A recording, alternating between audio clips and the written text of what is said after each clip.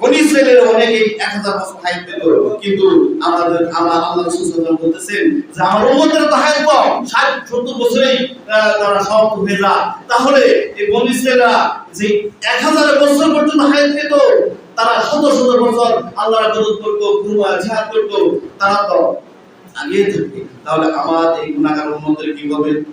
আল্লাহ রাব্বুল আলামিন এই ব্যাপারটা কিন্তু সাথে সাথে জানছেন নাকি জানেন নাই? জানছেন। সাহাবীরা মনক্ষুণ্ণ হয়ে বর্ষা করছিলেন ভিতরে। আল্লাহ রাব্বুল আলামিনের প্রিয় রাসূল সাল্লাল্লাহু আলাইহি ওয়াসাল্লামকে বললেন, ইয়া রাসূলুল্লাহ, হাবিবাল্লাহ, ওই বনি ইসরাইলের লোকেরা 1000 বছর হায়াত পেত, কিন্তু আমার হায়াত তো কম। আমরা তো কম হায়াতের কারণে ইবাদত বেশি করতে পারবো না। ওই কঠিন কিয়ামতের হাসরের মাঠে ওই বনি ইসরাইলের লোকেরা তো আগিয়ে থাকবো, আমরা তো পিছনে পড়ে যাব।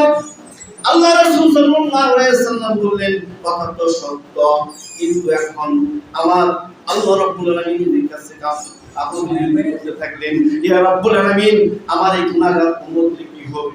আমার এই গুনাহগার উম্মতের কি হবে? তখন আল্লাহ রাব্বুল আলামিন সাথে সাথে নাযিল করে দিলেন। কি নাযিল করলেন? সূরা কলম, ইন্না আনজালনাহু ফি লাইলাতিল কদর। আল্লাহ রাব্বুল আলামিন বললেন, এই লাইলাতুল কদরের রাতে আমি কুরআন অবতীর্ণ করে দিলাম, এবং এই রাতে যারা নাকি ইবাদত বন্দেগী করবে, লাইলাতুল কদর খায়রুম মিন আলফি শাহর, আমি আল্লাহ রাব্বুল আলামিন তাদেরকে হাজার হাজার মাসের নেকিকে দেব। সুবহানাল্লাহ। এবং অন্য কোন উম্মতের জন্য এটা আল্লাহ রাব্বুল আলামিন দেন নাই, শুধুমাত্র আমাদেরকে আল্লাহ রাব্বুল আলামিন দান করেছেন। সুবহানাল্লাহ। তাহলে এই আলফুন দ্বারা বোঝানো হয়েছে হাজার হাজার। অনেকে বলে 1000 মাস সমান তো 83 বছর 4 মাস সওয়াব পাবো, কিন্তু হতে পারে এরকম, কিন্তু আসল ব্যাখ্যাটা হলো আলফুন, আরবিতে যখন আলফুন ব্যবহার করা হয় তখন সংখ্যা অধিক, হাজার হাজার, থাউজেন্ড এন্ড থাউজেন্ড, অর্থাৎ হাজার হাজার মাসের সওয়াব আল্লাহ রাব্বুল আলামিন এই রাতে দান করে দিবেন। সুবহানাল্লাহ। আল্লাহ রাব্বুল আলামিন যেন আমাদের এই লাইলাতুল কদরের রাতে ফজিলত বরকত সকলকে দান করে দেন। সকলে বলে আমিন।